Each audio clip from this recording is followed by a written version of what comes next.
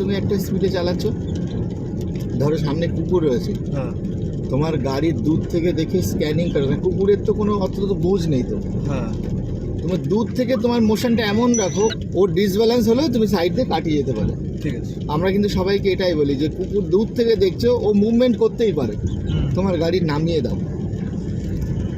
Slow করে নামিয়ে দাও। এরপরে দেখো ধরো এই স্পিড যদি হয়ে যায় তুমি আরামসে কন্ট্রোল করতে পারবে। তাছাড়া ওর গাড়ি সবসময় পা রেসে।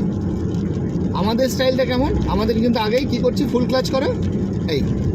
এবার দেখো তোমার কুকুর যদি থাকেও, তাহলে ব্রেক মারতে হবে, ব্রেক তুমি অটোমেটিক তোমার আস্তে আস্তে আস্তে, আর এত স্লোতে কুকুরের কিছু হয় না, তুমি হয় কাটিয়ে যেতে পারছো না, ওর মুভমেন্টটা ফলো করতে হবে যে কোন দিকে থাকে।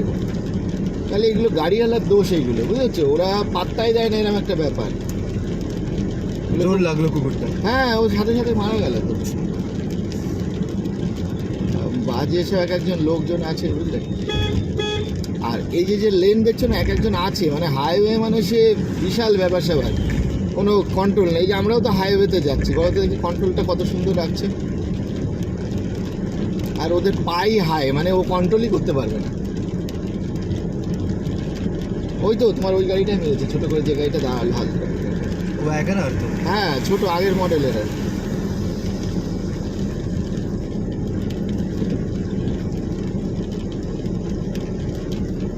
এরকম চলে। আমি ভাই সবসময় সবাইকে বলি যে স্পিড সবসময় লিমিটে চলবে।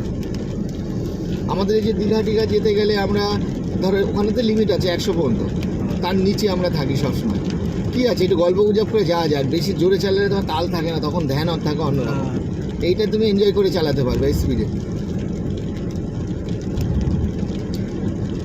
আচ্ছা এইবার হচ্ছে ধরো সামনের যে ট্রাফিক থাকবে বুঝলে, সামনের ট্রাফিক যদি কোনো মোড় থাকে, ধরো আমরা যাবো সোজা, তাহলে তুমি কোন লেন দিয়ে চলবে? লেফট। কেন লেফট? তুমি মিডিল দিয়েই চলবে। আমরা তো লেফটে যদি যাই তাহলে আমরা ধীরে ধীরে মিডিল থেকে লেফট নিয়ে নেব। আবার যদি আমরা সামনের ট্রাফিক থেকে রাইটে নিই তো ধীরে ধীরে আমরা রাইট নিয়ে নেব। আর যদি আমরা যাই সোজা, তো যদি থাকি লেফট বা রাইট, আমরা মিডিলে চলে আসবো। এটা কিন্তু মাথায় রাখবে কিন্তু।